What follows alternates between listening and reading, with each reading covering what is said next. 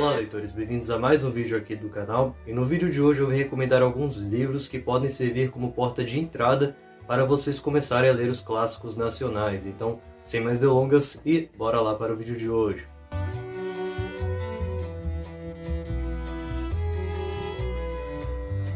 Bom, para o vídeo de hoje eu vou recomendar 5 livros para vocês, mas tem muitos outros clássicos nacionais que vocês podem ler como porta de entrada. Inclusive, se vocês quiserem uma parte 2 desse vídeo, é só deixar aqui embaixo nos comentários que eu faço. Bom, para abrir a nossa lista, trago para vocês o livro O 15, de Raquel de Queiroz. Bom, esse é um livro que foi publicado no ano de 1930 e ele foi escrito pela autora quando ela tinha somente 19 anos. Inclusive, vale ressaltar que esse foi o primeiro romance que ela publicou. E esse romance faz parte da segunda fase do modernismo. E bem, nessa história dividida em 26 capítulos, narrado em terceira pessoa, vamos acompanhar 3 núcleos diferentes, ou seja, 3 famílias diferentes para ser mais exato. E todas essas famílias vão sofrer o impacto da seca. A seca que é retratada aqui dentro desse livro é a que aconteceu no Nordeste, principalmente no Ceará, no ano de 1915. Que levou aí cerca de 3 anos para chegar ao seu fim. Essa é uma região que sofre com secas frequentemente e todas elas geram grande escassez, ou seja, muitas pessoas acabam perdendo ali as suas plantações e muitos não veem outra opção a não ser fugir para a capital ou para qualquer outro local que seja. Acontece que enquanto as famílias que tinham mais dinheiro conseguiam se mudar de forma mais tranquila, aqueles que não tinham renda acabavam tendo que migrar para outros locais a pé mesmo. Lembrando que eles iam a pé, sem alimento e passando por todo aquele calor.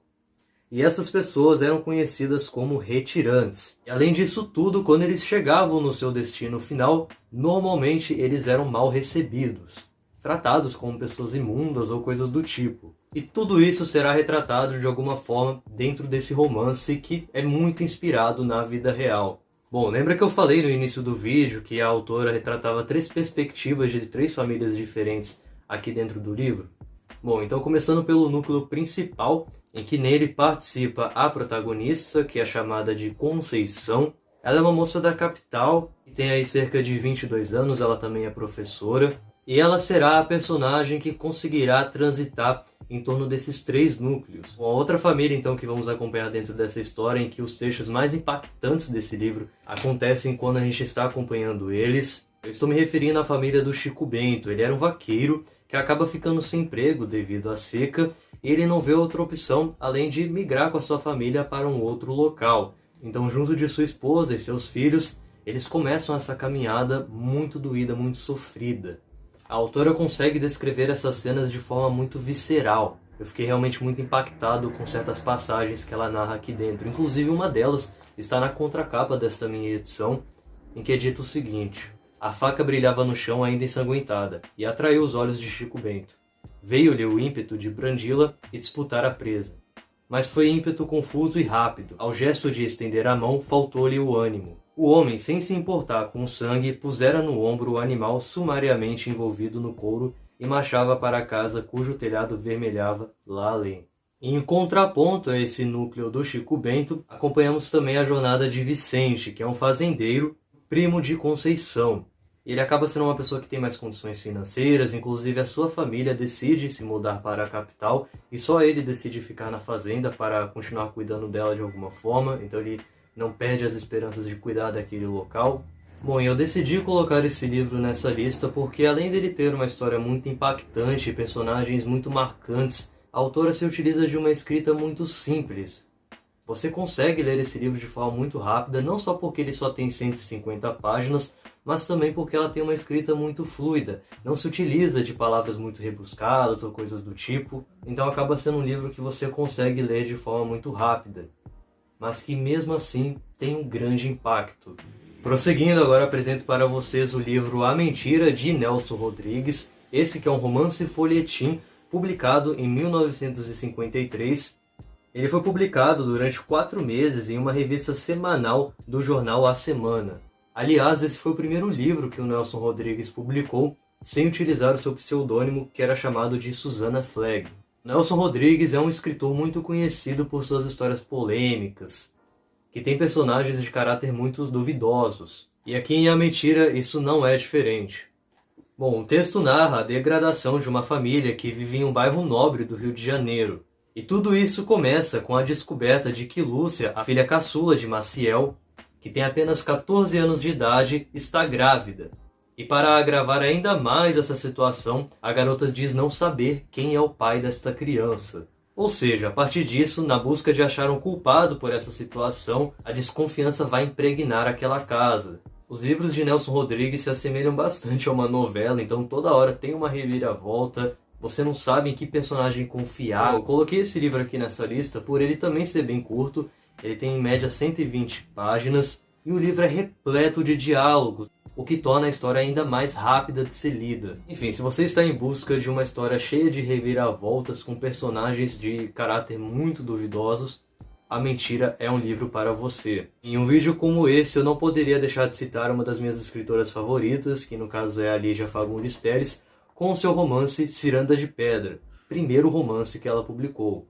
Publicado em 1954, essa é uma história narrada em terceira pessoa. Mas mesmo ela sendo uma história narrada em terceira pessoa, é um livro que consegue ser muito introspectivo, porque a personagem principal dele, a Virgínia, tem muitas camadas, e a gente conhece muito dela aqui dentro dessa história.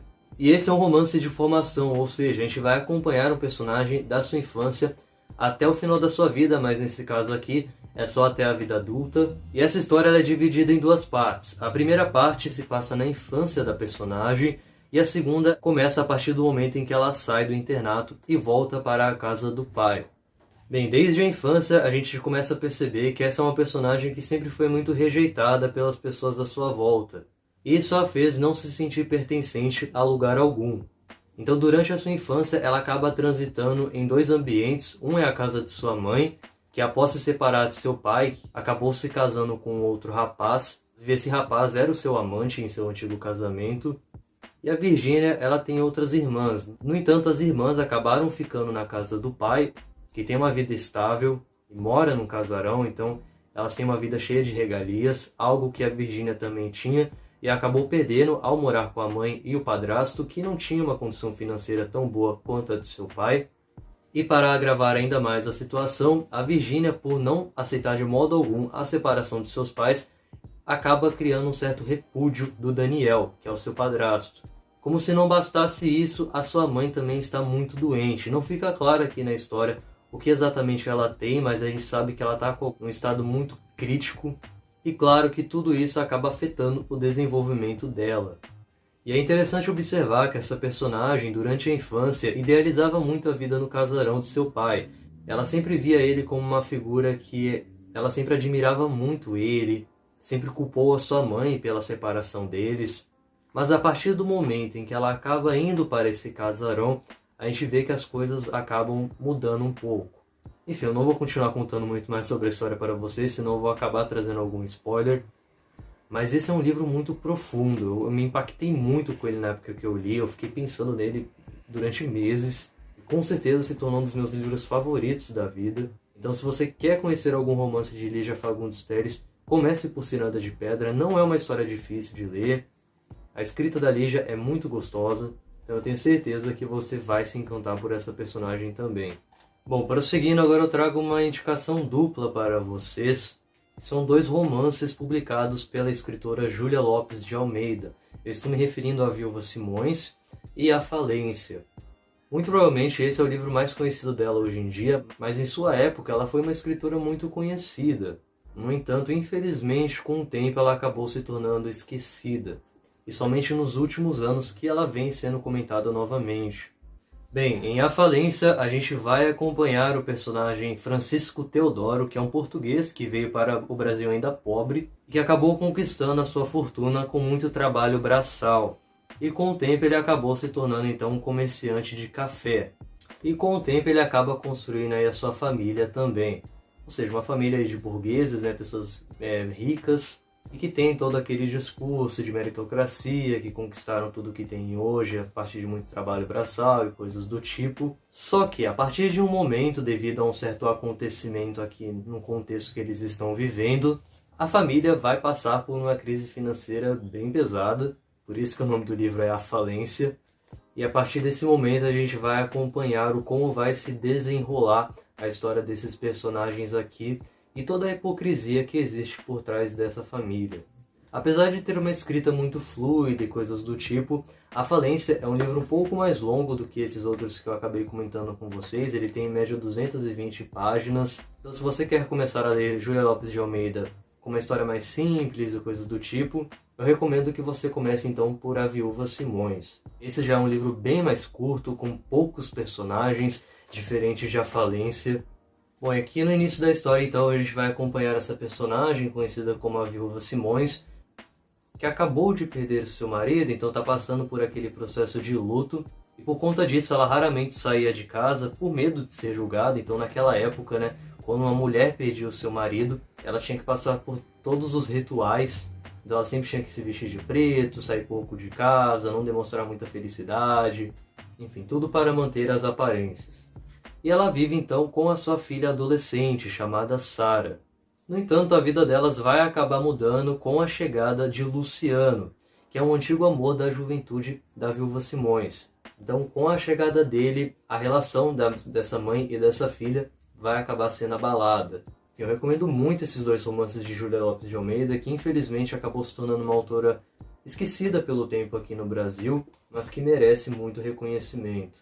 Então é isso, pessoal, essas foram as indicações do vídeo de hoje. Espero que vocês tenham gostado do vídeo. Qualquer dúvida ou sugestão, fique à vontade para fazer aí embaixo nos comentários. Eu vou ficando por aqui, até uma próxima e tchau!